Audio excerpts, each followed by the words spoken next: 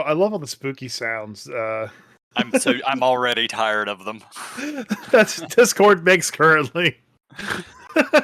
They're not spooky. They're just annoying. It's like boing. Yeah, it's got that spring noise to it. Good times, October. You get to do the intros this week, Chris.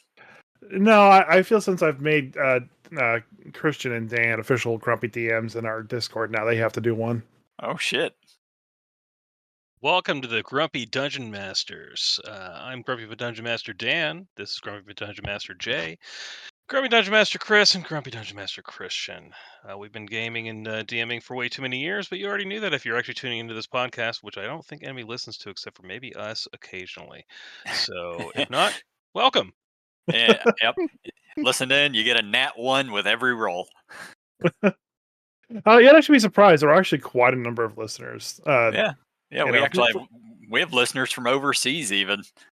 Yeah, we have. First off, let me go and say, don't you guys have anything better to do with your lives? Thanks for listening.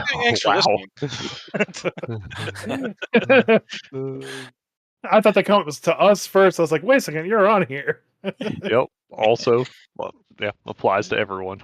Yep. Mm-hmm. There went all the rest of our listeners. Yeah. No, we actually got a couple listeners over in Germany because one of my friends, Sam, who was the guy that got me back into D&D 5e, he pretty much forces everybody. I think he listens on a regular basis too.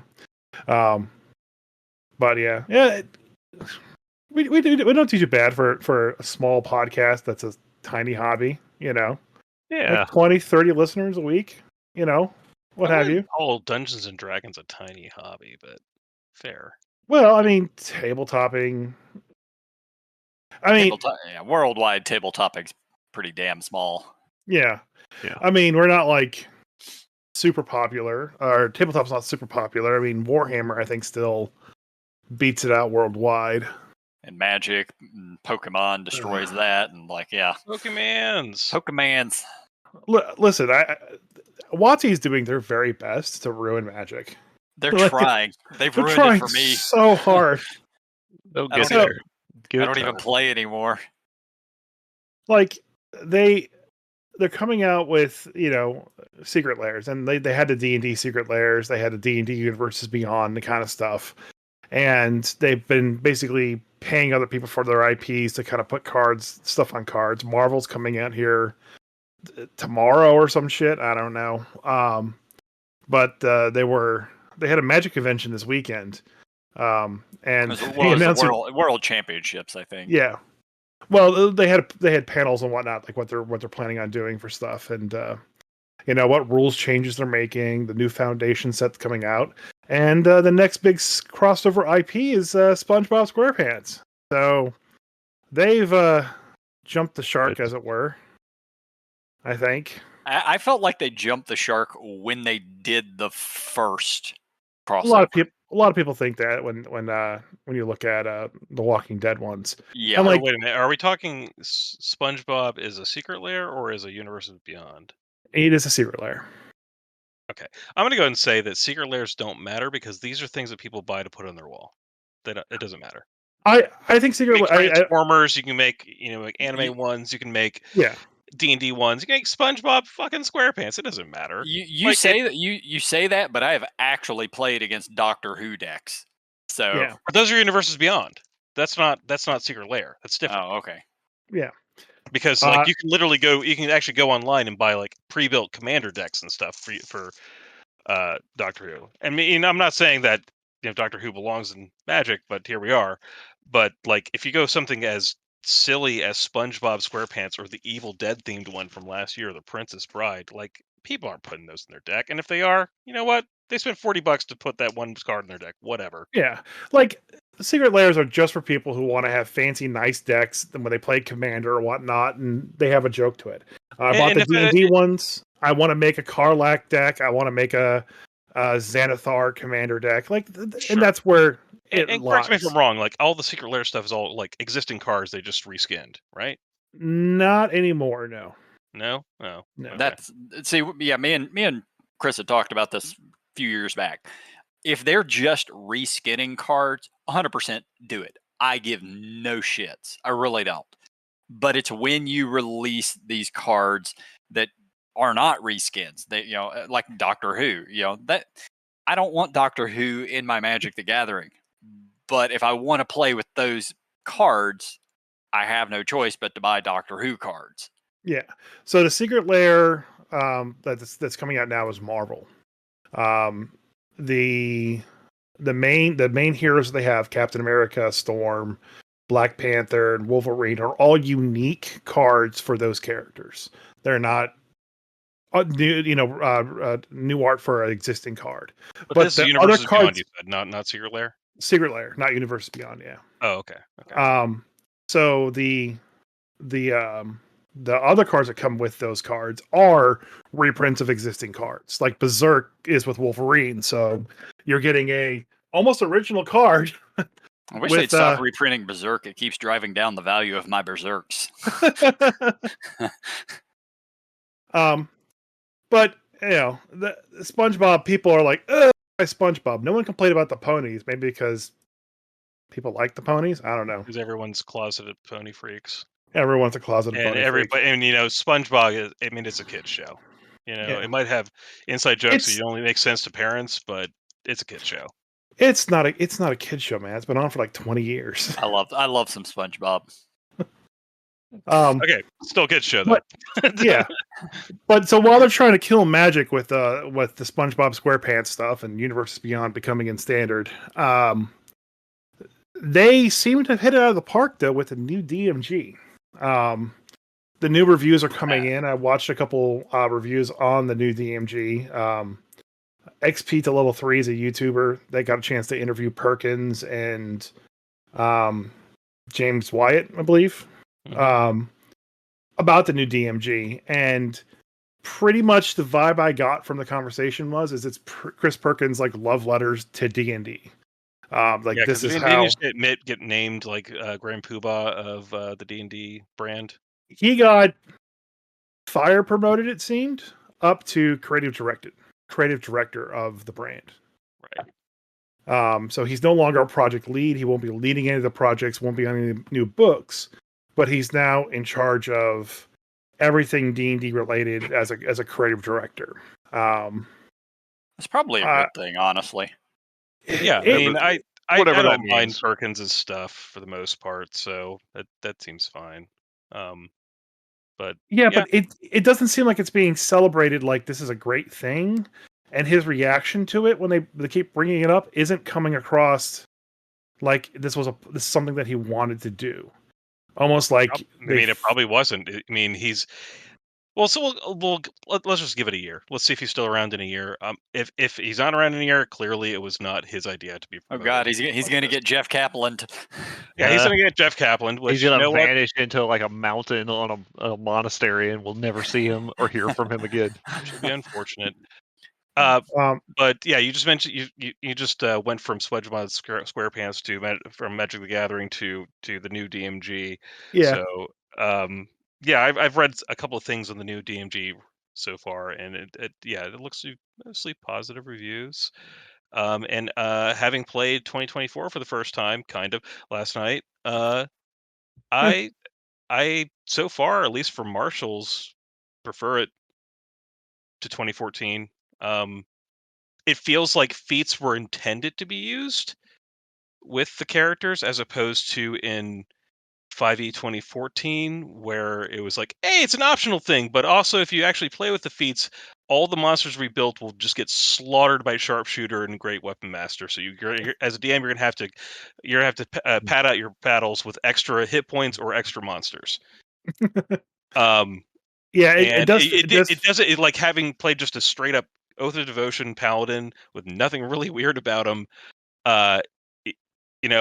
He seemed fine. I mean, he didn't seem like he was weaker than anything else. And I really like the idea of, you can take the +2 to an ability score at level 4 or level 8, but man, it's a lot more attractive to get a +1 to an ability score and something cool to do.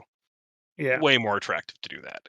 And which kind of helps for the quote unquote nerfing or powering down a great weapon master and sharpshooter, because you get a +1 dex or +1 strength, and you get to do cool stuff still. So it's round out your stats, start with some mod stats, and have fun. Yeah, overall, like in my experience running 2024 games, the 5R new D&D games, I don't feel like anything's changed. I feel like the min-max builds that people could have access to are now pretty much gone or nerfed into obscurity. New ones will come around eventually, once people get a chance to dive into the system. But yeah, but have. Chris, I feel like the min-max builds only matter if you're running a one-shot, and if you're running a one-shot, you really shouldn't give a shit about a min-max build. well, I mean, it happens all the time in AL, and like I said, at the table with my friends. Yeah, I and- always forget that you end up running for randos and people just kind of showing up with, "Hey, check out this min-maxed build character that I have." I mean, Yeah. like the thing about min-maxing in a long-standing campaign, like something that Christian or I would run, it takes so long for that to come online. By the time like the character you planned out at level 1 is level 10, you've probably found like 6 magic items, run through a bunch of stuff, a bunch of role play things have changed how your character's being played. Your build isn't even close to the same as you thought it was. Yeah.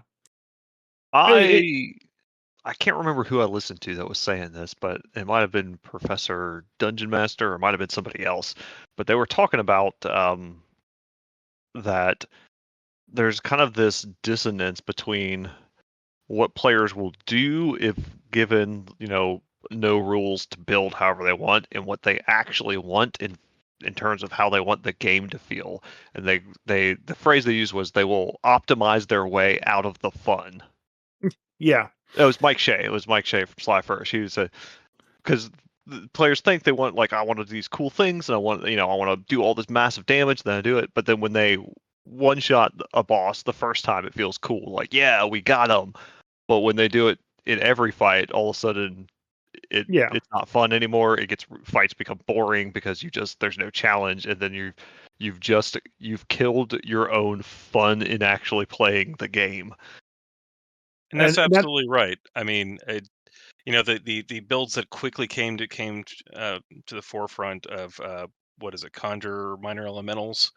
Yep. And I'm gonna take Conjure Minor Elementals, Warlock, and then or I'm gonna do Sword Bard, and I'm gonna take Conjure Minor Elementals to level 10, and then suddenly the fighters, the Warlocks, and the Wizards don't matter anymore because I'm a Conjure Minor Elementals to just slaughter things with Eldritch Blast. Cool. Yeah. Like, I mean, cool for you, I guess, if you want to play it like a video game, and some people do like that kind of combat. And I feel like those are the type of people that nobody wants at their table, so they end up in fucking Adventurers League. So, I mean, yeah, it's the kind of thing where, like, yeah, you do it over and over, but like even those players, I feel like at a certain point, like that can't be fun to just be like, all right, we run into a combat. Okay, well, I do my combo and the combat's over. Well, So what do we do? What do we actually do? Even those people, I feel like that would be fun. And I think there's a different group of people, like some of the people coming up with these builds, that like build crafting is kind of its own sort of fun, where they just like to find the chinks in the armor and put together these weird things. And even some of those guys have said, I've seen like people like D4 Deep Dive and Nerd Immersion, people that come up with some of these things, talk about like these aren't things they would actually play generally, because if you're playing especially if you're playing in a group that's not doing that and you're doing this, like you end up not having a good time, or you end up making other people not have a good time, and then it's just not a fun game.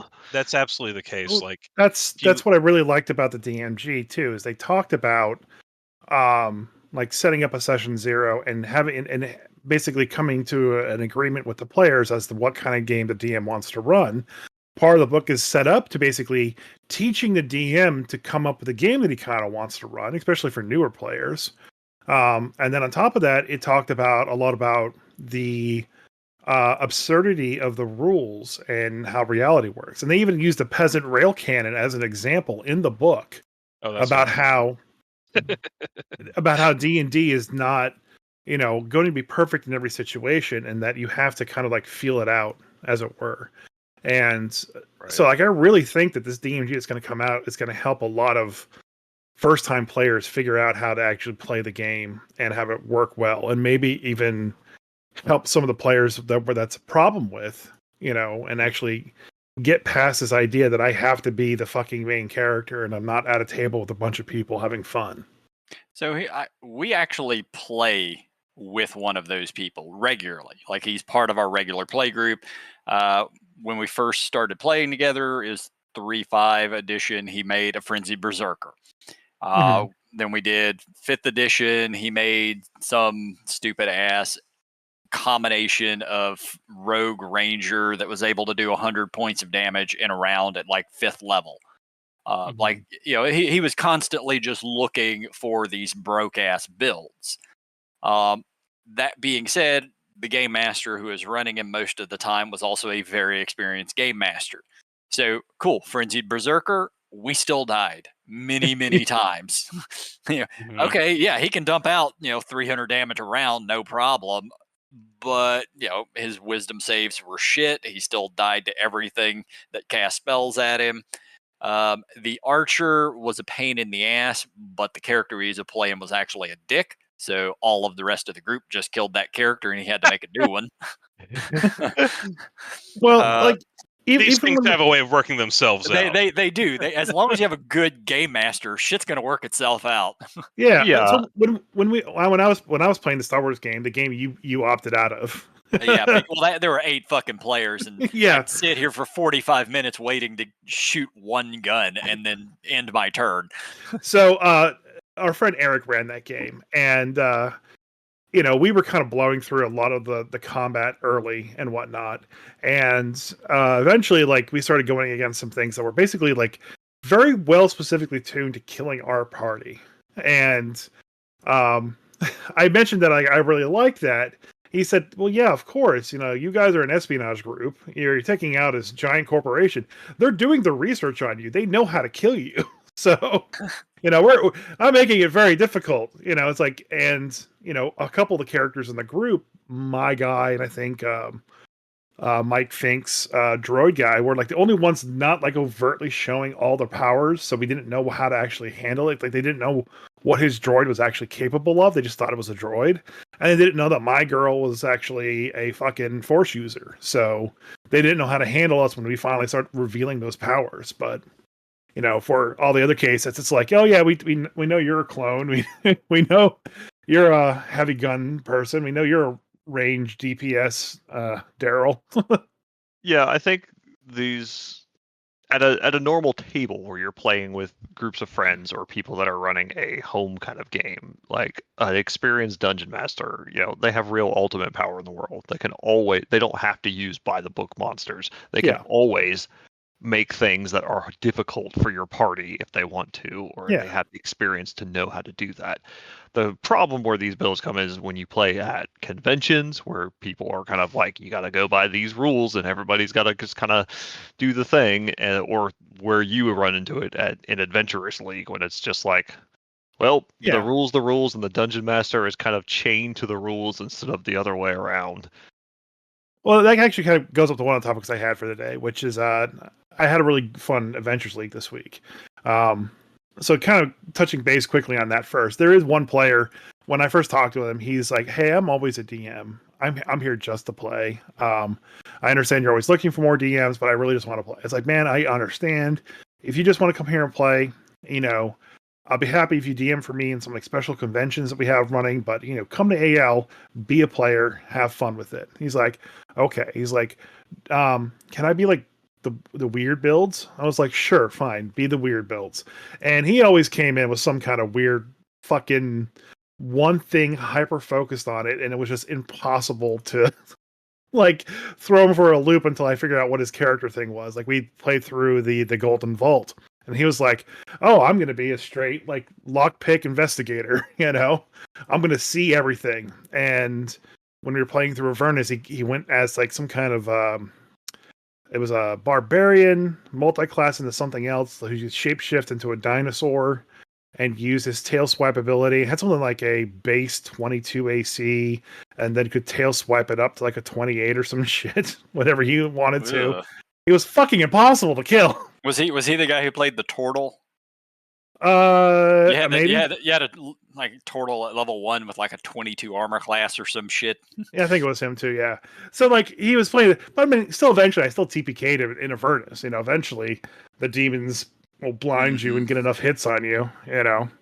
So like, so in Adventures League this week, one of the players that comes out regularly, when he first started coming out and playing, is like, hey, I just want you to know that I kind of play jerks in the thing. He's like, I'm not a jerk in real life, and he really is a very nice guy.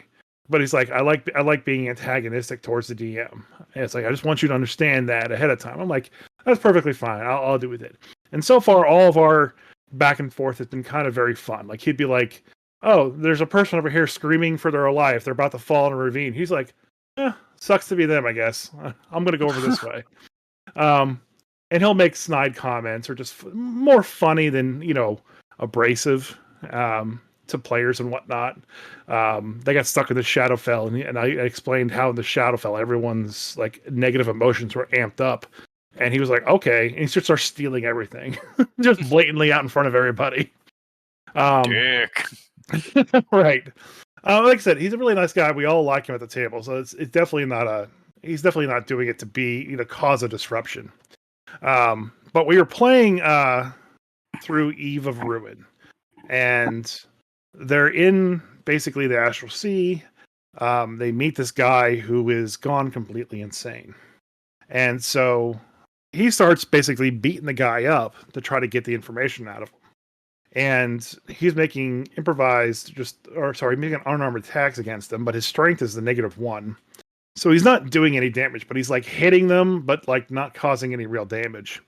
But he actually did get a couple hits in where he did like 1 or 2 damage on the person.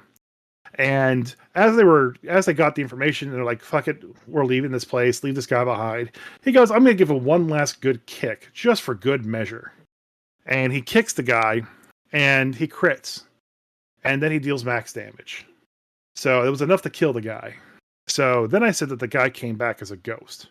And the ghost was just sitting there. And now they could actually talk to the ghost. Now because he was a ghost, the problem he had with his brain is gone because he has no more physical ailments that stop it. The spell that was actually causing the problem to begin with. And he could actually converse with the heroes.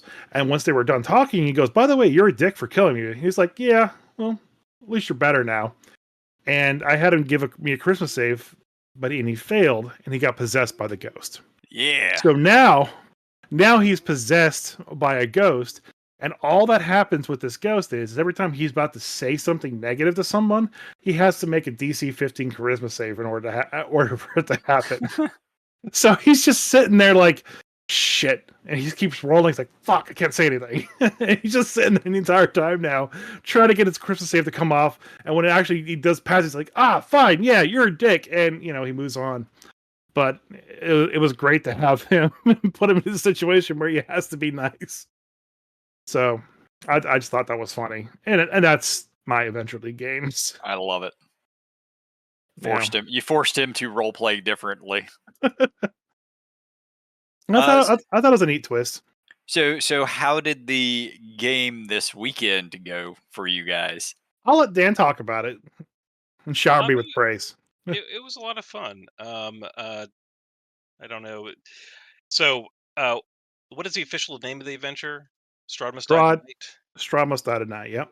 Okay, so it begins with a group of 5 of us, a bunch of fucking randos who have never met each other before, riding along in a carriage, crossing the bridge into Castle Ravenloft with Rudolph and Reichten quickly telling us that what we need to do and what we need to find within the castle, and he reads off the Taroka card readings, and then promptly the bridge goes out, the carriage falls into the chasm below, Van Reichten dies, and we tumble to the courtyard. And oh, we're like, no. Well, I guess we just got to go into this place then. And we go there, and of course, we don't have a thief, I guess we do, but Aaron has a fucking intelligence of a 4. Wow. So his investigation is like a -3, I think. That was great. So we're like, so I'm playing the big dumb charismatic paladin, and like fine then, we will fight the evildoers on their own terms, and just kick the door open. Of course, see the 4 red dragons like, have at thee! And then I hear Chris chuckling because he knows we don't actually have to fight them. I'm like, yeah, let's just fight them anyway because they're evil and red. Fight them, go inside to the main hall, hear the organ playing, and we're like, well, let's not go deal with Strahd yet because Van Richtens did say we had to get these 4 things before we can actually defeat him. So we're like, okay. So we had, was it a warlock that had the familiar? Yeah. So the warlock sends her familiar upstairs and says, oh yeah, there's like a big empty banquet hall with like a big chair at the end of it. And like, hey, we're supposed to look for a throne, and there's something beyond or behind the throne.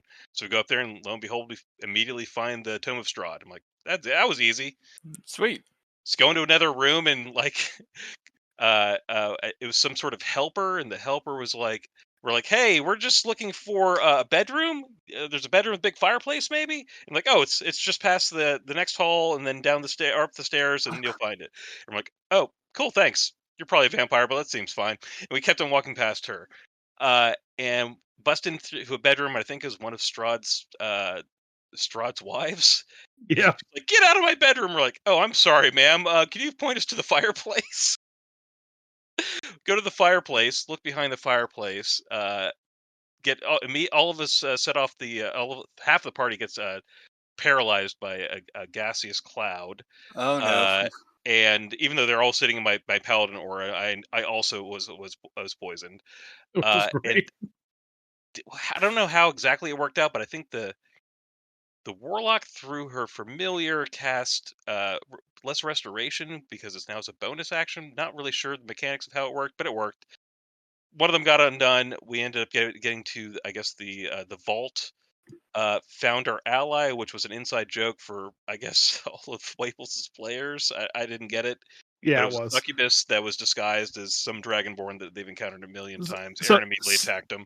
Okay. So yeah, the quick short of it was I had a player that played this gold dragonborn called Darshun, and he and his dad are in the main campaign, and they run the Smiling Dragon, which is now called the Smiling Succubus, as it is in Waterdeep. And Aaron got enraged or something like that. Or not Aaron, sorry. The gold dragonborn got enraged or something like that. Ran around the final boss room until eventually he found where there was a bunny sitting there at a table, and he just ran up to it and just started hitting it, and it turned out to be a succubus. And the succubus killed him, and the succubus disguised herself as Darshun and basically went back to their base with them. And then slowly throughout this entire campaign, the succubus has basically been pretending to be Darshun the entire time until she revealed herself just very recently that she got a knack for running a bar and decided to basically come clean with Darshun's father, that she actually killed him, but was willing to break his pact that he had made with some demons to keep the bar as always successful, and in return for letting her run the bar from here on out. And when the players found that out, they were just like, motherfucker. That's what happened to Darshun.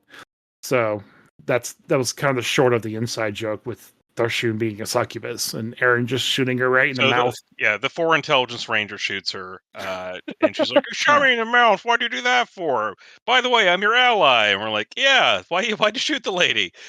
And she's like, "Yeah, so you got to find the holy symbol of Ravenkind, and you need to find the sword, and you need to have the tome, and we need to get all those things. We got to defeat Strahd. And when you defeat Strahd, he goes back to his coffin. You put the holy symbol on him, put the tome on his chest, and stab him through the heart, through the holy symbol and the book, in order to kill him with the sword." And by the way, this is the let's do first it. time in 4 years that anyone has found the assistant.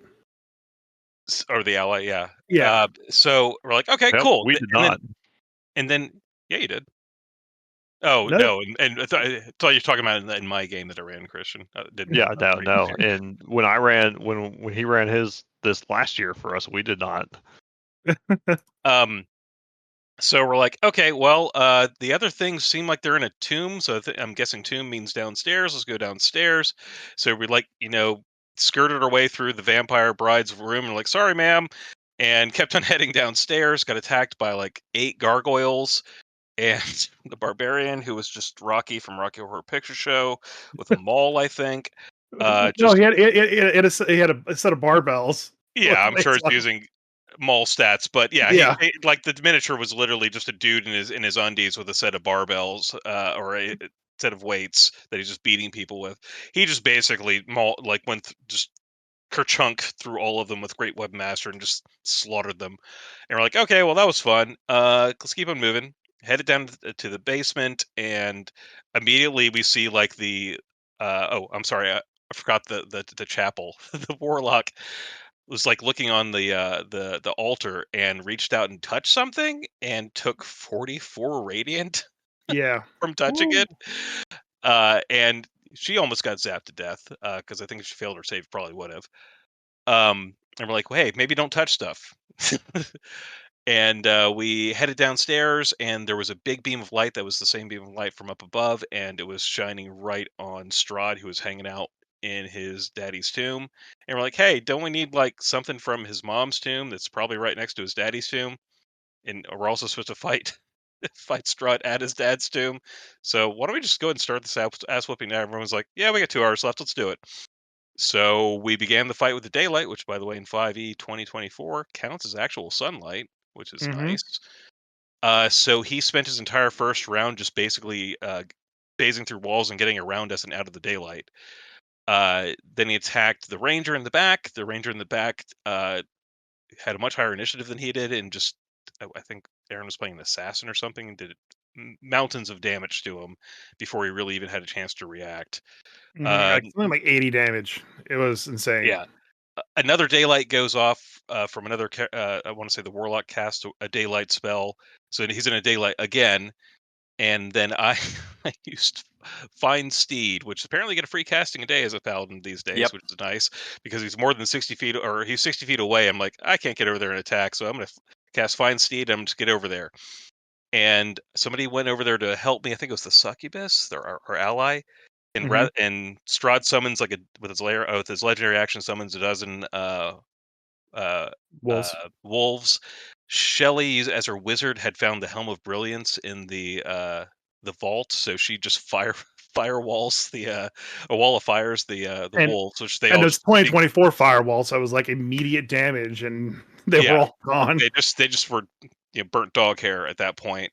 Strahd tried to hit me and missed, and then tried and then succeeded to hit the succubus. So I used my sentinel feat to hit him and halt him, so he couldn't go anywhere. And then I think was it Aaron that hit him again with just massive quantities of damage? Yep. Yeah. And so he poofs, and turns to mist, heads south. We're like, okay, well, let's go get the rest of the stuff. We might even be able to hit the tavern by midnight, boys.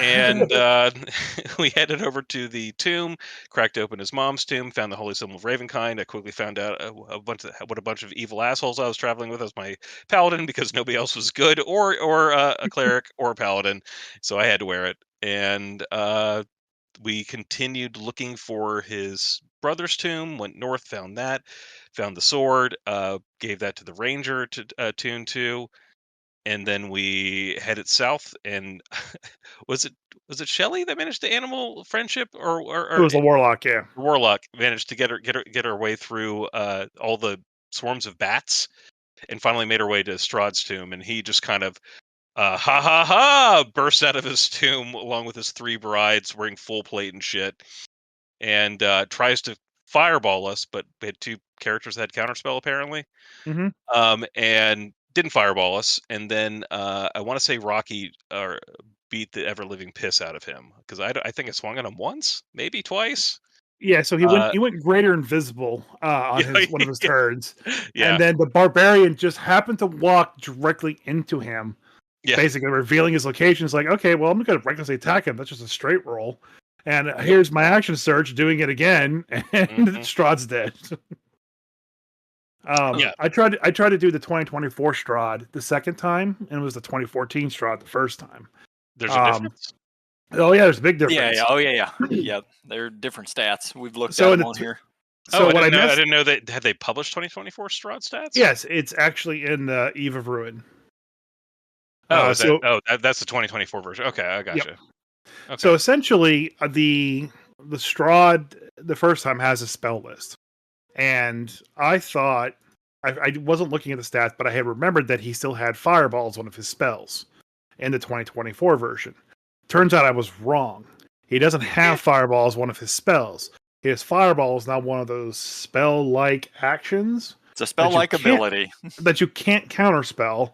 That does the half fire, half necrotic, which is also a bonus action that on a recharge of 5 or 6. So technically, they couldn't have fire counterspelled it, but chaos of the moment. Well, he used 2014 counterspell anyway, so he would have legendary resistance if it was 2024 counterspell. So whatever. It's fine. Right. I'm pretty sure we would have handed him his ass the next round anyway. Oh yeah.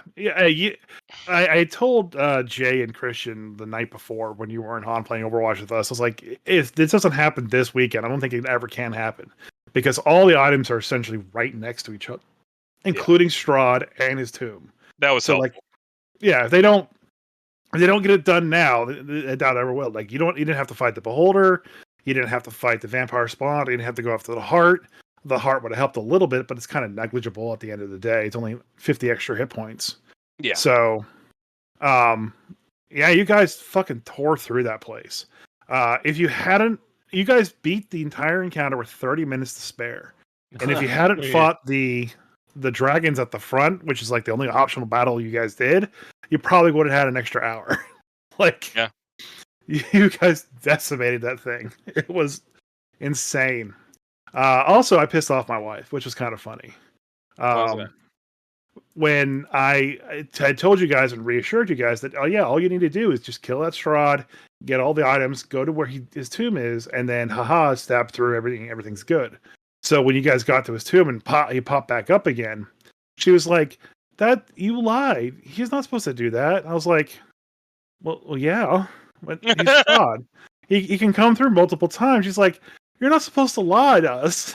I was like, I mean, yeah. Yeah, I mean, and then Strahd's going to lie, and also probably our ally didn't know. Yeah. And also, you guys had an hour left, and I had to do something to extend the combat a little bit. So. No, I'm glad we had to fight him again. That's yeah. But she's like, "I can't believe you were lying for 4 years." I was like, I'm sorry, sweetie. Liar.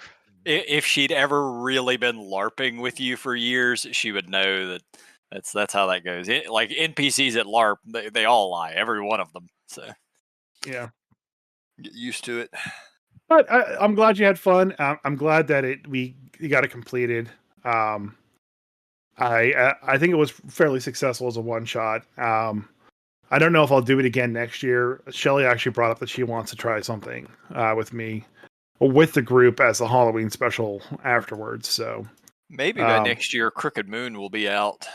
That's actually what she mentioned too. Is that Crooked Moon is out? Yeah, and I'm like, well, you gotta think bigger, sweetie. Like, how about we be a bunch of male drows trying to escape Menzel Branson and the clutches of Loth? We're all 3rd level, and somehow we have to beat Loth. That sounds more fun to me. Or if we're really lucky, the 80s Adventures will be out. I had shared a couple of the monsters with you guys earlier this week. Those are fantastic. I didn't even think about talking about them tonight for whatever reason, but effective. It's the stats for Jason and Freddy. Yeah, they call them something completely different, but that's what they are. So if that one's out, because those 2 monsters are supposed to be in one of the adventures that comes with the 80s adventure stuff. So I just got to interject here. Christian will remember this. In my Curse of Strahd campaign happened to be on a Halloween night or pretty damn close to it. Might have even been Friday the 13th for all I know. But the part of Curse of Strahd where you're going to save the Vistani girl from being killed in the lake? Yeah.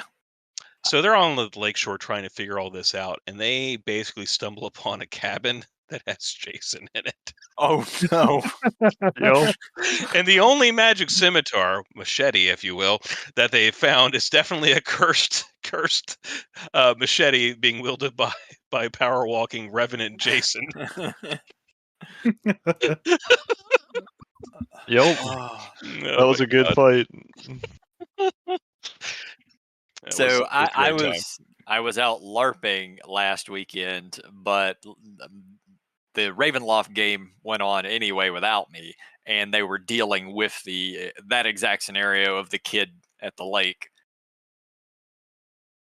So Yeah, Were they successful? Or did they better, die horribly? better when you add Jason. they were successful. From my understanding, nobody ever said anything about Jason being out there. So Oh no, I mean, it's definitely Crystal Lake. That's great. Yep, that Yeah. was a great encounter. That was a blast.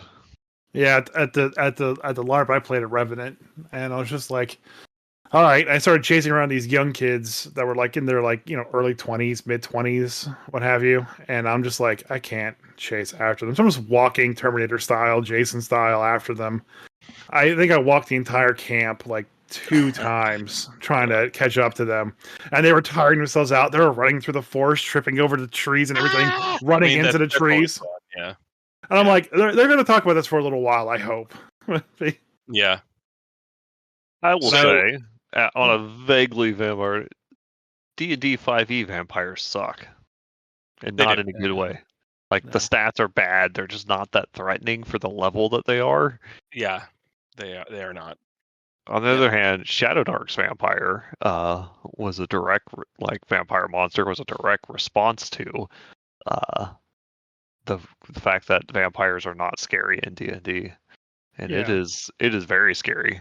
let me look it up. I actually have the book right here. Yeah. So do look we at want to that. launch into the ecology of the vampire, or the origin of the vampire in D&D, maybe, or what do we want to Well, do here? I mean, Well, if somebody has looked up ecology, the vampire stuff, sure. I have. Oh, okay. I couldn't find an article on it, like an actual Dragon magazine one, but Okay, so I'm actually have a number of windows open, going back to original D&D, and also some origin on Strahd. First off, the first vampire to appear in Dungeons and Dragons is actually not Strahd, the first named vampire, that is. The first adventure to actually feature a vampire is actually one of the first, if not the first, published D&D adventure called Palace of the Vampire Queen. You guys ever heard of this adventure? Mm-mm.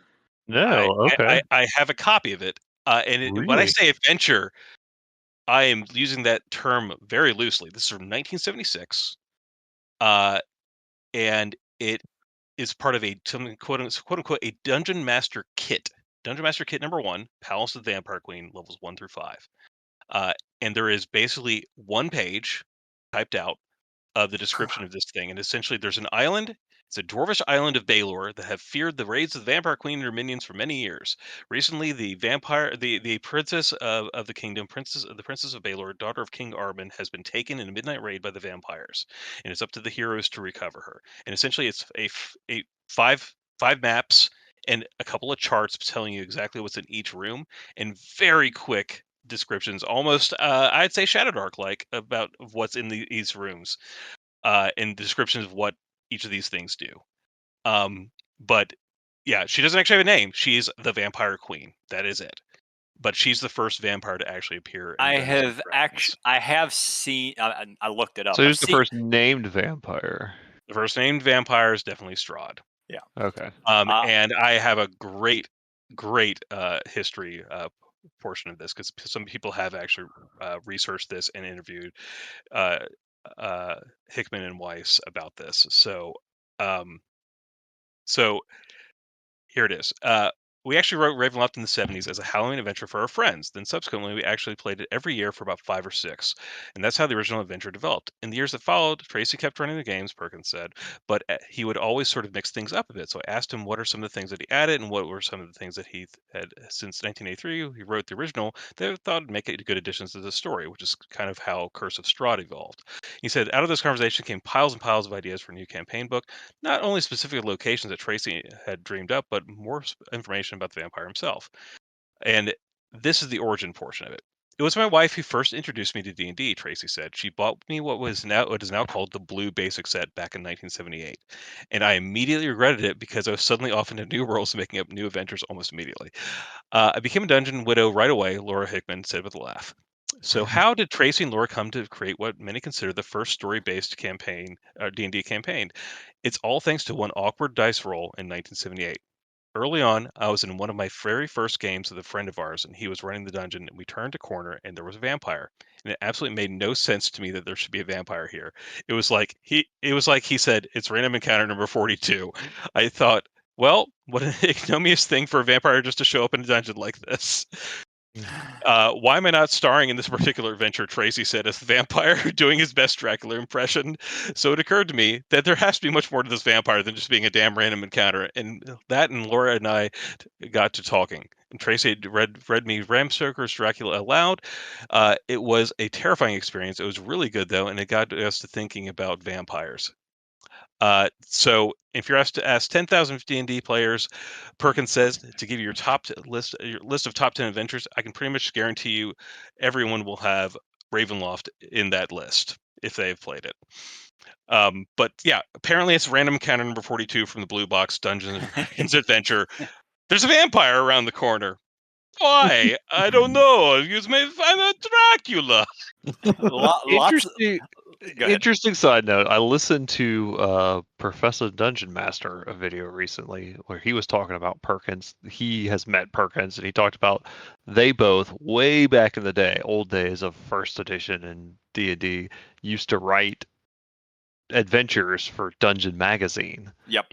He's like, and Perkins was like, he's like, this. He must have been a kid then. He was like, but he was still writing and getting published like way more than most of the people. And he's like, he talked about the way they did it for back in the day for Dungeon Magazine. It was actually, he's like, it was very egalitarian. Nobody got a leg up.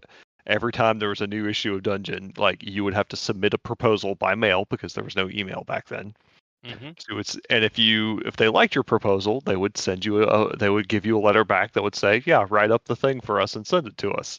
And then it would be a back and forth thing where you would have to do it. But one of the things he revealed is that so you had to use the random encounters that were in the rule book, like even if they didn't make sense, which is why in Ravenloft there is a random encounter where you could run into a blue dragon. It makes no sense for Ravenloft, but because that is one of the random encounters in the rule book from that day, it had to be there.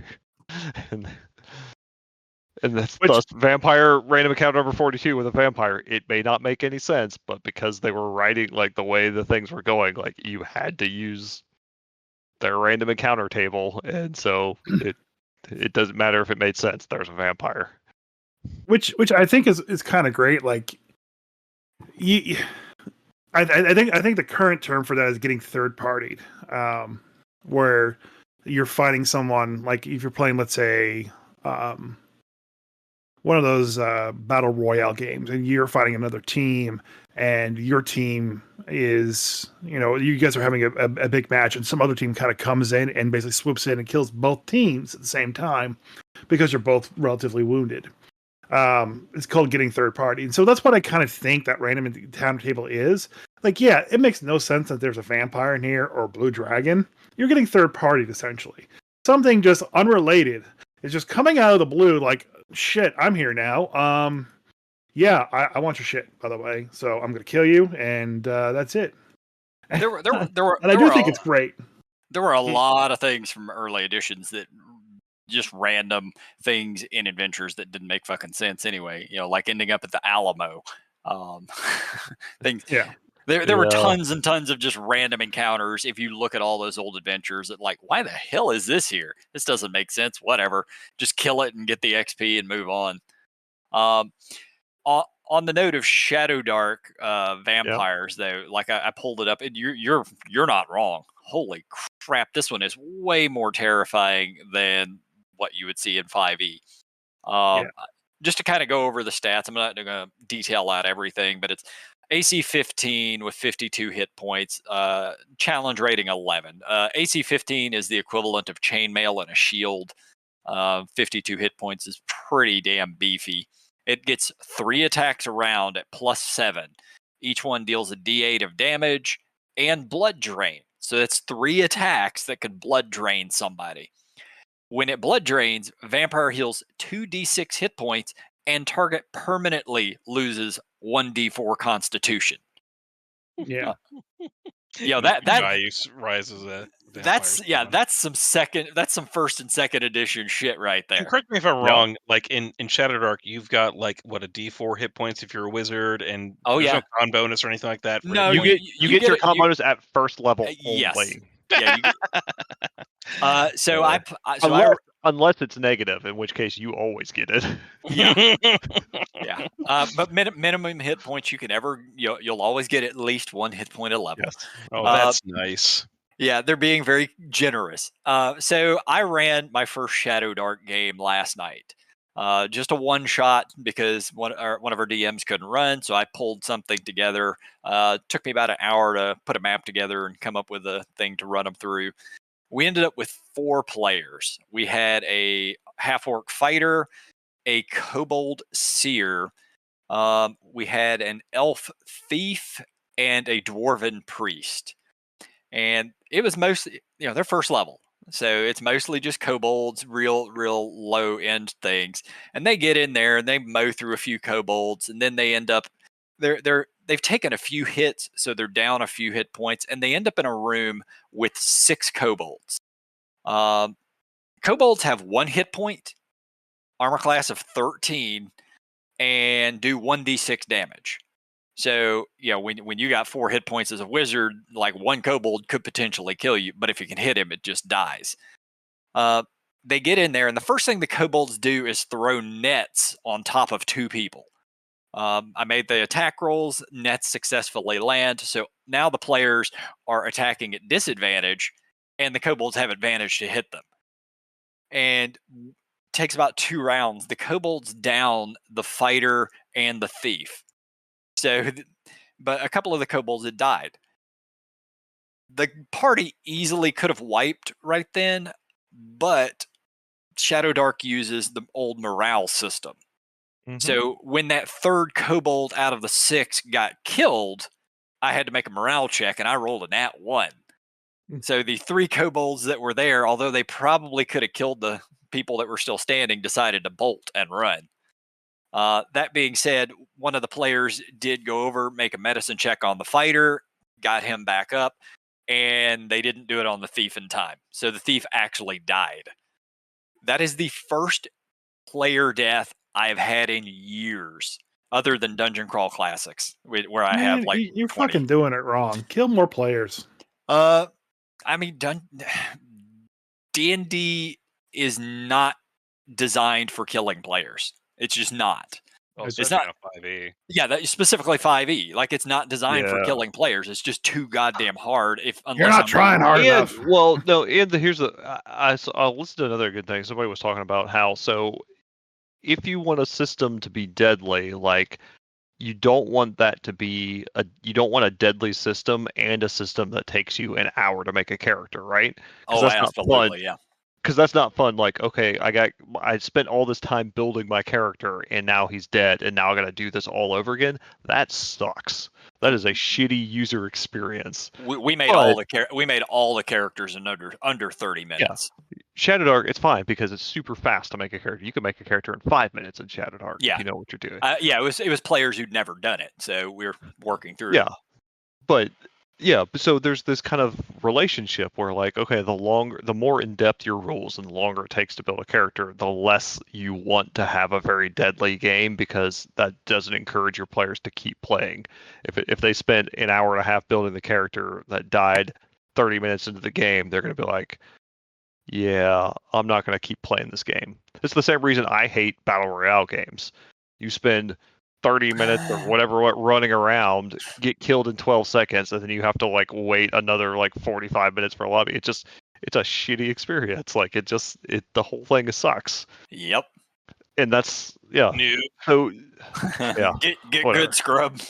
Yeah, whatever. Or I can I could spend my leisure time video game of doing the very fun activity of just hiding in a bush in a corner somewhere.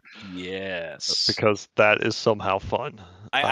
So on that note, I played 2 games of PUBG ever in my life. It's the only battle royale I've ever played. First one I died almost within a minute or 2. The second one I spent the entire map hiding. There were 3 people left. I was one of them, and then I died. And I was like, well, this was boring as shit. Yep. And so You're it's the playing same it thing. wrong. D&D, it takes a little while to build a character. Even if you're experienced, like because you're choosing your options, it's a very build crafty game. So you're building your options, you're figuring out what you want to do, and coming up with a concept. It's not a game that you want to die often because the process of building a character takes time. So dying often will make it be a very unfun experience. Games yeah. where it doesn't take very long, where Shadowdark, and there's a lot of other games out there like it, Knave and DCC. DCC, where you can easily roll up characters pretty quickly. It's fine because there's not a big barrier to getting back into the game. Yep. Yeah, like I said, we had a few players who had never made Shadowdark characters. We made every single one of those characters in way less than 30 minutes. It was quick, got to run it.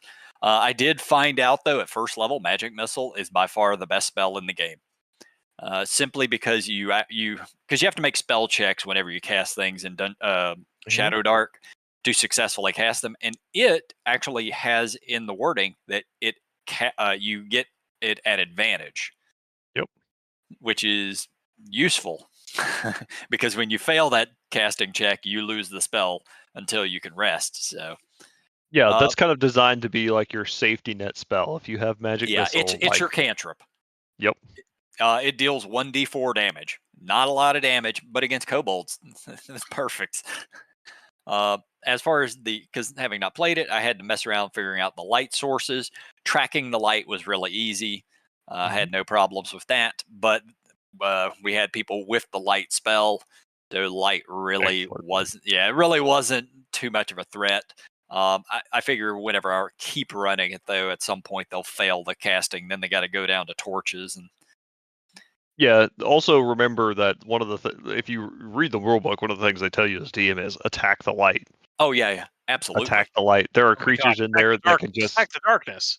Yeah, there are creatures in there that can just kill all light in a given area, like the Dark Mantle. Yeah. It's not a super hard creature to fight, but it just eliminates all light. There's no check; it just does it, and your light's all gone.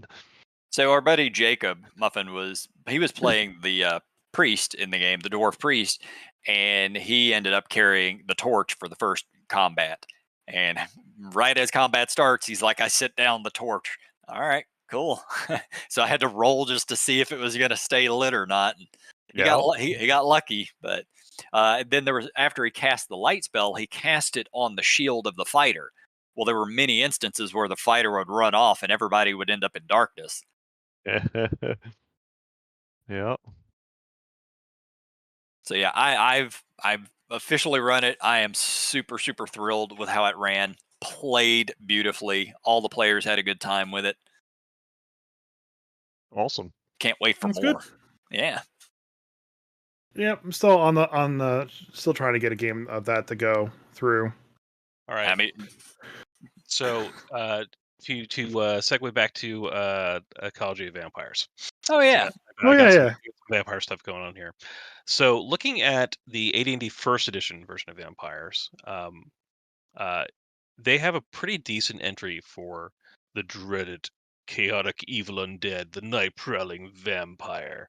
And it also even surprisingly includes something for Eastern vampires that is kind of unique. The last part of the vampire entry is vampires of the Eastern world are invisible. Gives them all the consideration of invisibility for creatures who cannot see invisible objects. They, however, cannot charm, nor can they assume a gaseous form. A lot of like the classic stuff for vampires is here. It's +1 magic weapon or better to hit. They have an energy drain if they hit you, which is what is a powerful force. Negative force drains 2 life energy levels from the victim, complete with corresponding losses of hit dice, ability level, attack level. Jay, you've probably played First Edition or Second Edition before, I've played more a lot of recently than I have. Edition, yeah. What did that entail in those editions? Because I remember in Pathfinder and D&D 3.0 and 3.5, it was like -1 to basically everything, and then minus, I think. If you lost 5 a hit level, points. you lost hit points of it. You lost the ability to cast any spells of it. You lost any attack modifiers you would have got for levels.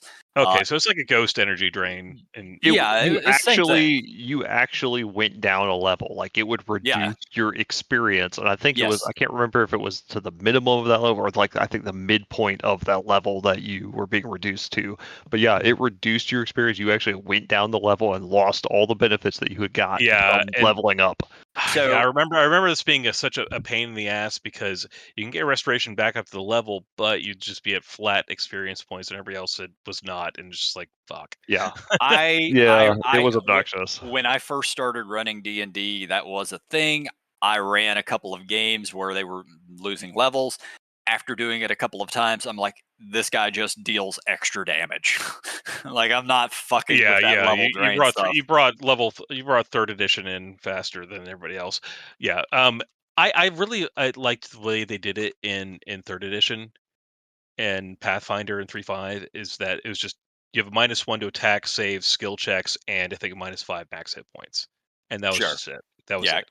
Giving And set numbers makes it better. If you had a number of energy drain levels equal to your current level, then you would die and become a vampire. So like for level 10 fighting vampire, you've got quite a bit. But I thought that was kind of interesting. So that was 1st edition or AD&D 1st edition. If you go all the way back to the original Dungeons and Dragons, the vampires are kind of it's just a single paragraph, but it's basically all the same sort of things in that they can call bats, they can call wolves, and they can turn to gaseous form, and it also has the first entry of doing the energy drain there. There's no named vampires, nothing like that in this book, and there's nothing I'm guessing in the blue book that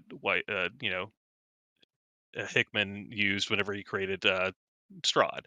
So that kind of pops us over to I6, which is Ravenloft, which is the first big boy vampire, which spawned its own setting, and everyone kind of knows Strahd. So I'll skip that. Then 2nd edition Dungeons and Dragons. I sent you the very awesome art for the 2nd edition. Oh yeah, I recognize it. Which is definitely just looks like, I don't know, Mario from Super Mario Brothers, looking like that. He's got some fangs and he's got to maybe drain some blood from Princess Peach. I don't know. If Mario and Vincent Price had a baby, that's what it would look like. It's me, a vampire. Vampiro. Surprisingly, 2nd edition vampires, they still at the very end, just below ecology, has a little entry about Eastern vampires, and they're still invisible. And still have the same benefits and stats. So ecology. The vampire has no place in the world of the living creatures. It is a thing of darkness that exists only to bring about evil and chaos.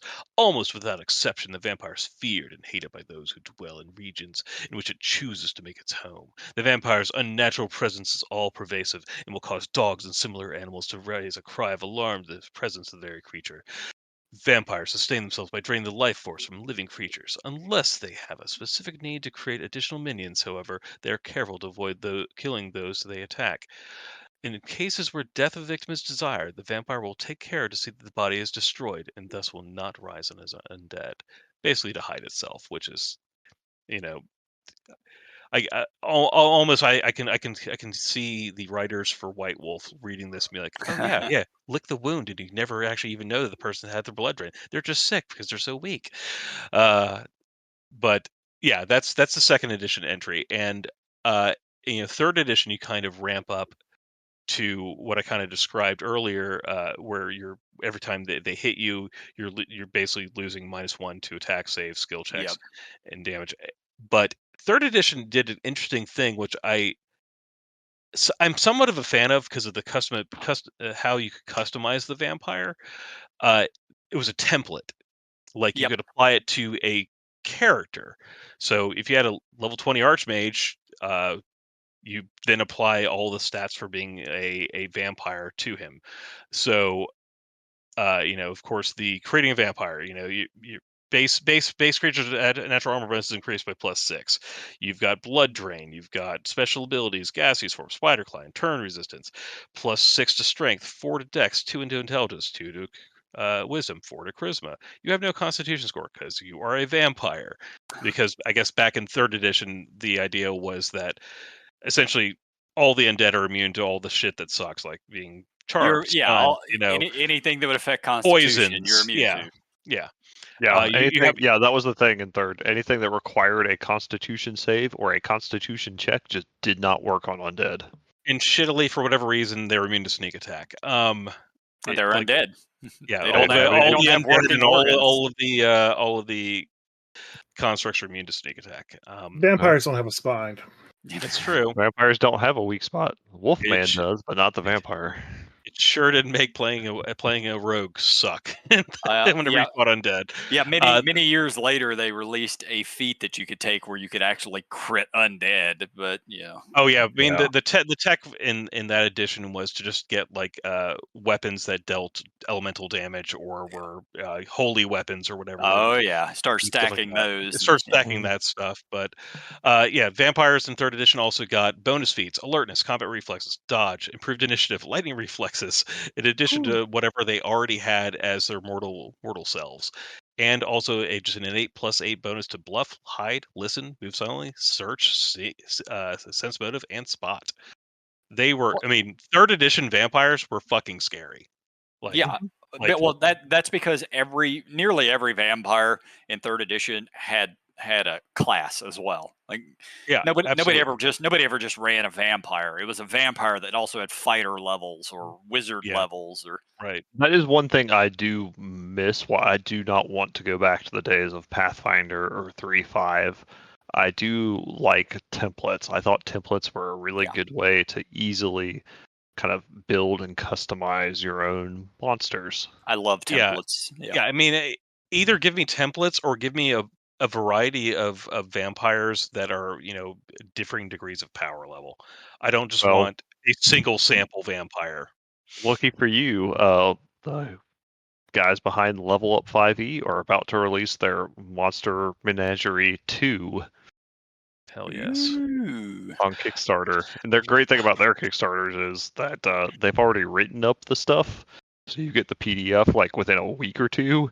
Yeah. And then the Kickstarter is essentially only they never do stretch goals. The Kickstarter is just funding the print run. Yeah. Well, link me that whenever it comes out. But Waples, take over for vampires and 4e. I do not have that. Oh God! Do not have that in me to try to interpret what 4e says about it. Why? I mean, it exists. There's like 2 4e players that are still around. Okay.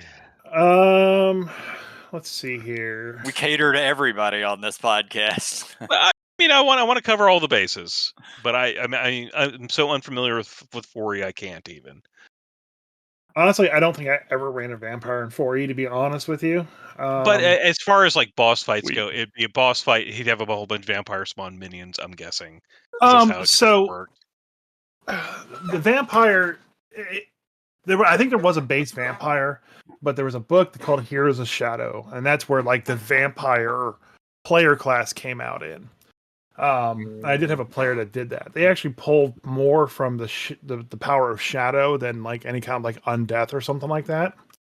So they still had their blood is life ability, which is basically you could basically get bitten by them and take some damage and they would regain hit points. They regenerated based on the charisma modifier. They had a bonus to damage rolls based on their Paragon path and their vampire powers equal to their charisma modifier. Mm-hmm.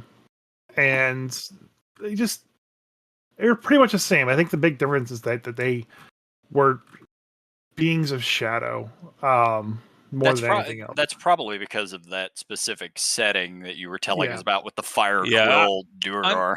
I'm looking at the 4e monster manual now, and Vampire Lord, it's a level 11 elite lurker, whatever that means, but the sample one is a human rogue Vampire Lord. And the vampire spawns they have 2 versions, which is level 5 and level 10 minions, which I will say I appreciate that there's already 2 different versions in the baseline monster manual. Yeah.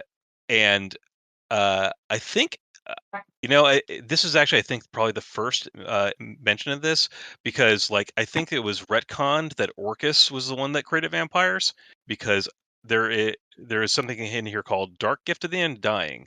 In the unholy name of Orcus, the Bloodlord, you transform another being into a vampire creature of the night.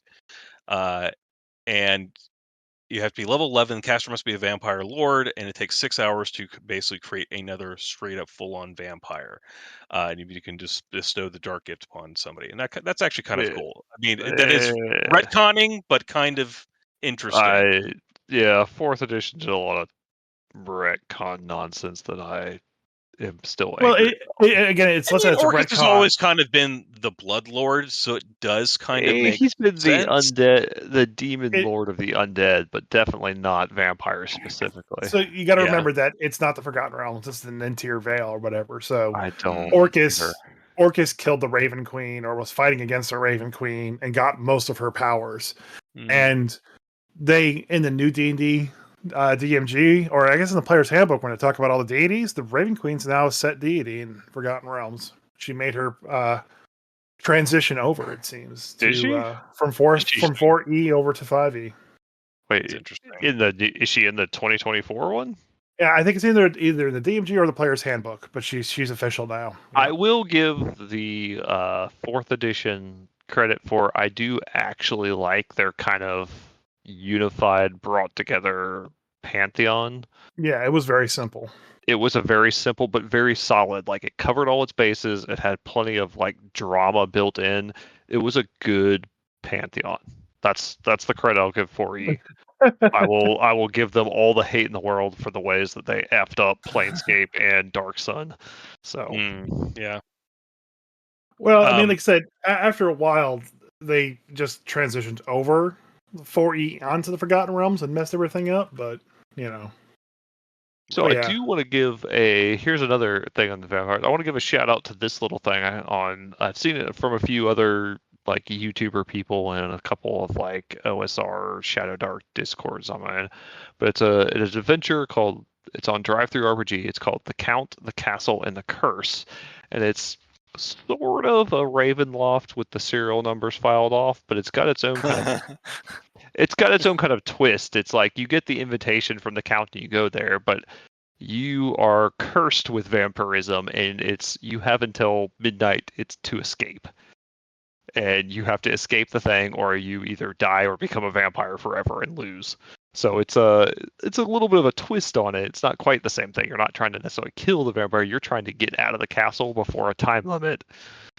I like it. And it has some temptations. Like, it has a system of like stress, where like the more terrible things you encounter or the more terrible things you do raise your stress level, and that raises the armor class of all creatures that you encounter. Ooh. And it gives you the ability to like indulge your vampiric curse, but if you indulge too much, you have to, like, every time is a roll to see if you kind of succumb to it. And if you indulge too much, you join the bad guys. You give in to the thirst and you become a vampire fully. Oh, that's beautiful. So it's a pretty good thing. It's worth checking out and read through. It's a pay what you want, but it is a pretty solid adventure. I recommend taking a look at it. I recommend everybody pick up the PDF for A Fistful of Draculas. Oh, yes. I already have it. I still want to run it. I haven't had a chance, but at some point. Right. So I think there was an SNL skit that happened this weekend where it was a play on Twilight, where they had the vampire guy trying to seduce the teenage girl, and she goes, "Well, how old are you?" And he goes, "I'm 17." And she's like, "Yeah, but how old have you been 17?" He's like, 30 years. And she was like, "Wait, what?" And then she's like, "So really you're 47?" It's like, "No, I'm 17. I've just been 17 for 30 years." And the vampire's like, "If I was like 17 for 200 years, would that be any different?" She's like, "Yeah, it'd be kind of like magical and mystical then. Right now, just 30 years seems kind of creepy." Now you're just an old creepy dude hitting on young girls. Oh my god! It's in our podcast chat if you want to watch it. Yeah, that seems funny. On the other hand, though, there is some stuff where I think it's in whatever Anne Rice's vampire thing is, and Let the Right One In, where there's like a vampire that is like a 12-year-old, and they say like, "Well, I've been 12 forever," but they actually mean it. Like they have the emotional and like maturity level of a 12-year-old. Yeah.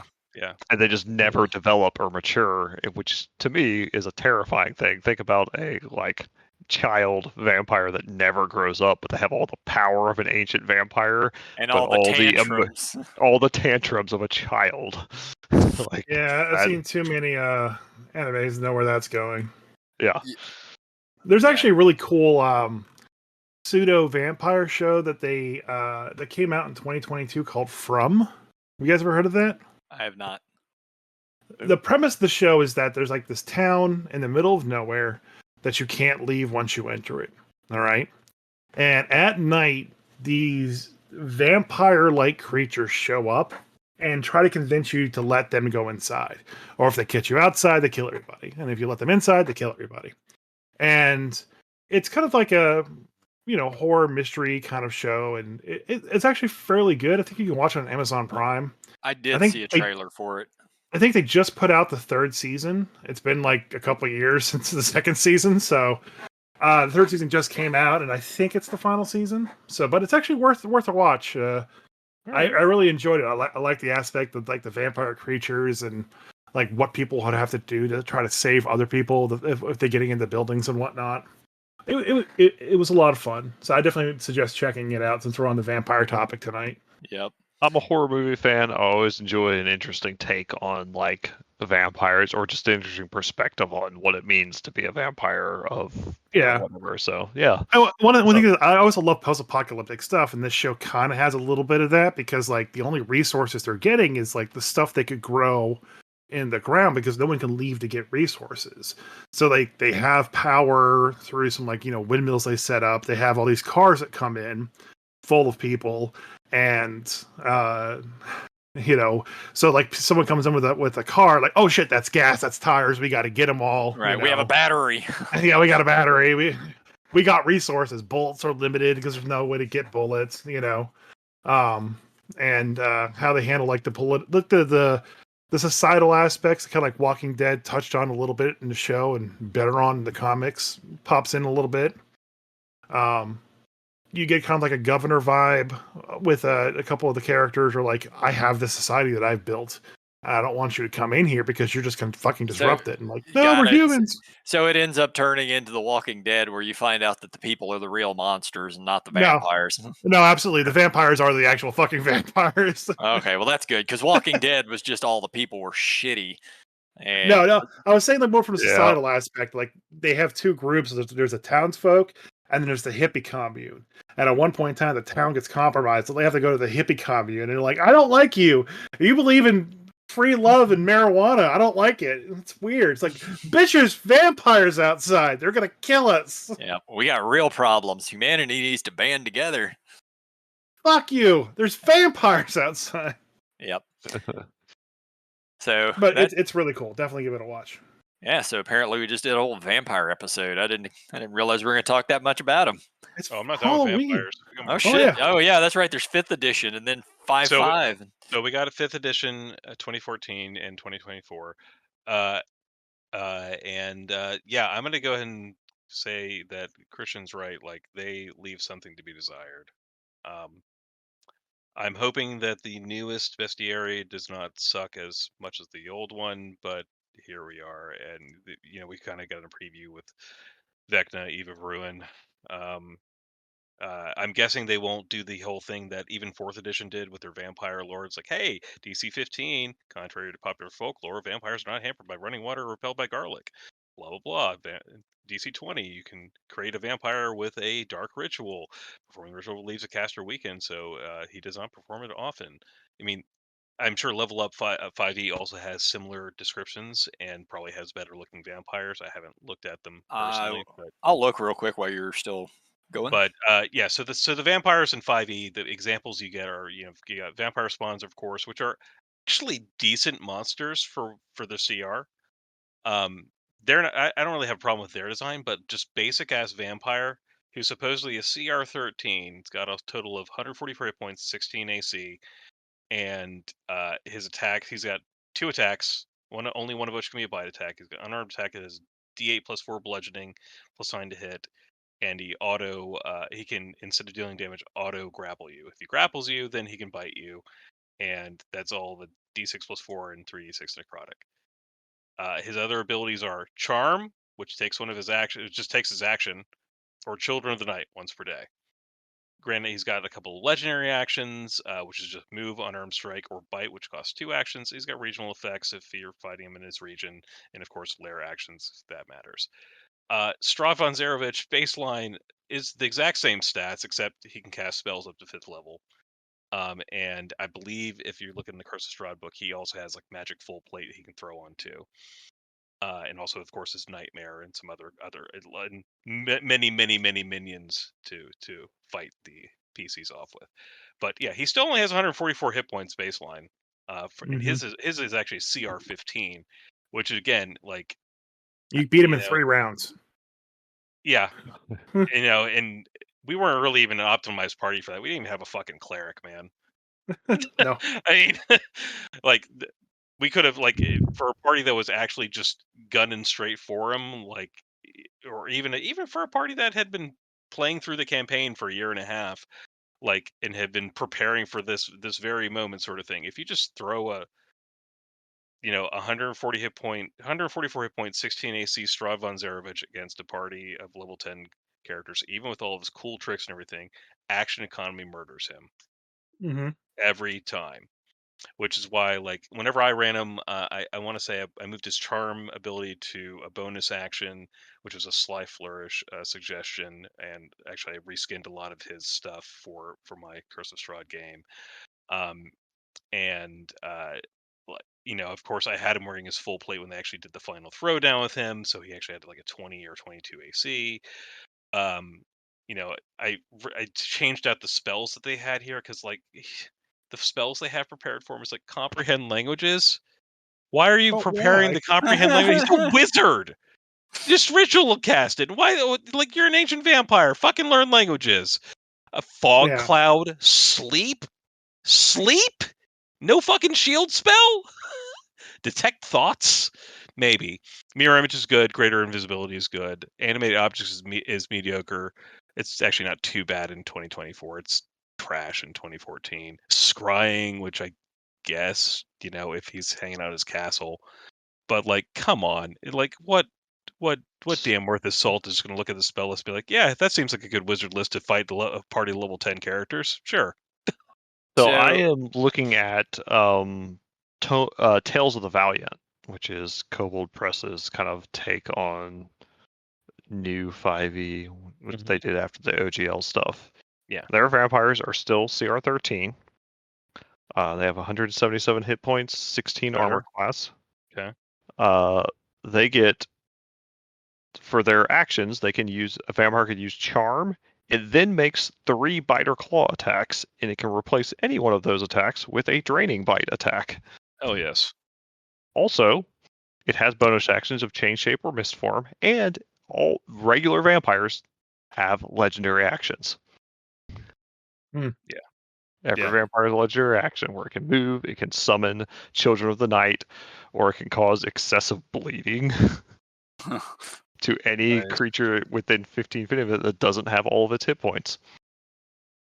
Yeah, I mean, you look at other media like it's like Castlevania, the animated series, when Alucard, Trevor, and Sypha, whatever, fight Dracula. Like, that's a fight against something that I can actually hold his own. Like Strahd, in comparison, even with the 2024 version where you can basically bonus action a fireball out every turn, just pales in comparison to like other fights versus vampires. What's the level up stats? So level up has 5.5 pages of just vampire. Yeah, they have a bunch of sample vampires, which is nice. Yeah, that's not even vampire spawn. That's just 5.5 pages of vampire. And a lot of it's lore and other things like that. The vampires again, I will give props to them just like I have before. Like, the very beginning of it gives you descriptions, gives you DCs of what you know about vampires. Oh, if you want to, fucking critical to me for like people, because when people are like, "What do I know about vampires, Dan?" I'm like, "I don't know. Make a religion check," and I'm just looking at the stats, and just picking and choosing. He can spider climb because he got a DC 10. Okay, like, I want more than that. Yeah, it's got all of that kind of stuff. easily available in here where the vampires are at. But their challenge rating 11, AC 16, 142 hit points. They have 3 legendary resistances. They can do 1 legendary action per round. Their actions are grab and charm, bonus action of bite, which I think is probably an advantage if you've grabbed them. And then they have reactions once per day: hissing, scuttle, or warding charm. If they take radiant damage, they can move at speed without provoking opportunity That is so attacks. thematic. I love that. Yeah, and then like scuttling away from the light. Oh yeah. You turning watch into a wolf and then fleeing because you're fighting a fucking holy man. Yep. I mean, that's so classic. And the warding charm, when a creature the vampire can see targets it with a melee attack, it can just charm them. Yeah, it goes cool. back to the base monster manual from D&D is like more so now than before. It's made for the general audience and the general people, who are still new and fresh. For the veteran gamer, for the mythical 4-person a party that doesn't have any feats. Yeah, sure. Right. So, like, I get that everything is scaled down a lot, but I really wish it would come out with like, okay, here's the base book, here's the fuck you book. Like, this is the book if you really want to challenge your party, and like, come out with that. Like, I don't want an additional book. What I want is at the beginning of the monster manual saying the stats presented here are stats for a simple 4-person party using the player's handbook. And this is how you adjust the stats. Maybe it's in the DMG. Who knows? I'll pick one up this week and I'll see if it is, and I'll get back to you on it. But the reason why I wanted advice for a DM of how to adjust an encounter to be challenging for a 5-6 person party or an optimized 5 to 6 person veteran party. You know? Well, I get that I can do that, and I get people can learn that skill to do that. Yeah. But it doesn't help me with like putting the monster auto-populating into D&D Beyond or anything like that. That has to be a published book. So yes, I understand that I can easily do that, and I understand that the background knowledge of it is very important. I love it, and I want that for my custom games. But when I'm running official material, I want the harder material as well too. So I actually need them to publish that book of the harder advanced monsters. Or so you I can be like use me them and spend hours on end adjusting stats appropriately for your game. I mean, I swear to God, I've probably spent 500 hours just putting stats into Roll20 for my game. Nope. I mean, I built out like for my main campaign for the Night of Many Serpents. I took for the Manchun, and I took the one from the Ed Greenwood book, and I put it into D&D Beyond. It didn't take me too long because there is already a Manchun that exists. I'm just making the changes and upgrading him essentially. So it didn't take too long, but I don't want to create a base one from stats, and run the math and figure out the math. I just want it to be there so I can just select it and move on. Yeah. I'm lazy. So Level Up also has a Vampire Mage variant in that section I was telling you about, CR13. And guess what? It has the Shield spell and the Fireball spell. Would you look at that? Oh, and Misty Step. And the CR is appropriate too. It's only CR13. Yep. But basically, the Vampire Mage is essentially the stats for Strahd. Yeah. With good spells memorized. With a good spell selection. And, then you throw Strahd's magic items on him, and then you basically have Strahd. I mean, like, I wish I had Level Up 5e when I was running Curse of Strahd. That would have been great. Yeah. I will tell you, I'm already looking at, on a side note, of when I run our Planescape game, if I am not satisfied with weapon mastery, I am going to replace it with Level Up 5e's combat maneuvers system. So my opinion, at least from what little I saw of it last night, is that I think that if you have the type of players in the game that are going to keep on doing it and then will remember it, it will help to have at least one player that remembers it every round, which is going to trigger everybody else to start remembering. Oh yeah, I've got Vex. Oh yeah, I've got Sap. Oh yeah, I've got Push. And but you're always going to have the type of player that's going to forget it. And I think that's probably the flaw of it. And I don't think doing a different system is going to make it any more so that they're not going to. You have some players who will never forget stuff like that. I don't generally forget things like that, but you're right. You're always going to have some players that just can't remember it. Yeah, and go ahead. I had a player in the Shadowdark game last night who was forgetting stuff. Yeah, Yeah. you don't have anything in Shadowdark hardly, and she couldn't remember it. That's just how some people are. So. Yeah, but like for example, in their long running Greyhawk campaign, Rob's playing the classic guardsman polearm fighter with a halberd who just trips everything and then Yeah. smashes it, and he does not fail every single round to go through the motions of, okay, I knock him prone, I stop him because he's charging at me, I hit him twice, then I back it and I hit him with the back of the staff or the Yep. back of the halberd, and that's it. And he does the same thing every single round because that's how his character's built. Every now and then he'll throw in a maneuver, but I don't think it's any more complicated than throwing in a maneuver. I'm using my disarming maneuver. I'm using my maneuvering attack. I'm even lunging this round. Like Yep. if you can play a fighter that's a battle master, you can play a rogue or a ranger that happens to have Vex or whatever that light weapon thing is that gives you the extra thing.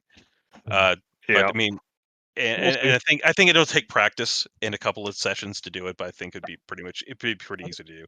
I kept on frequently remembering I've got topple after I've already done it, and then the next round I'm like, okay, I'm looking at my spells trying to figure out what I'm gonna do here, and they're like, oh, I actually hit him in divine smite, then I'll forget to topple again. But if you played if you played the paladin 2 or 3 games, you wouldn't forget it ever. So yeah.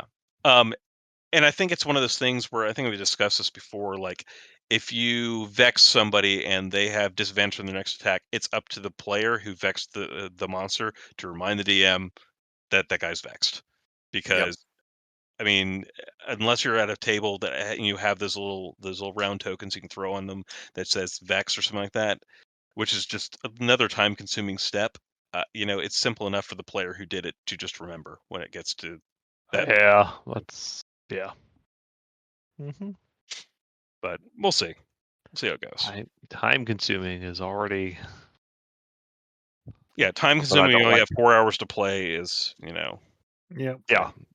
But that's why I'm almost.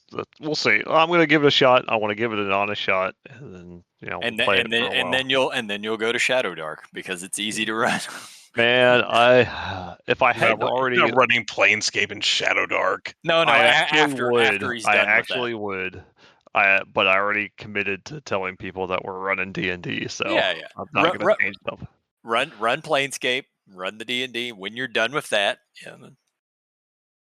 I think my next game is I want to run either. I kind of want to run Dark Sun and Shadowdark. Oh, that would actually work out really well because. That reminds me, the DMG does mention Dark Sun. They mentioned it, like They mentioned it in the PHB too, under the halflings in a couple other places. Yeah, so, but the setting's not gone. They're just never going to bring it back. I hope they don't. I really don't want them to. I hope not either. They'll fuck it up so bad if they do. Yes. How do we make cannibalistic dwarves woke? Yeah, exactly. Not dwarves. You're already wrong. They're halflings, but. And they're technically not cannibals because they don't actually eat other halflings. They just eat other sentient races. Yeah, elf meat is fucking delicious. This is the problem with you gamers from the past ages. You can't accept change. All right, I think we've gone on long enough. Anyone else have any final words besides Happy Halloween, everybody. I got one last thing for you to think about. Do vampires pee blood? Or when they process the blood that they drink,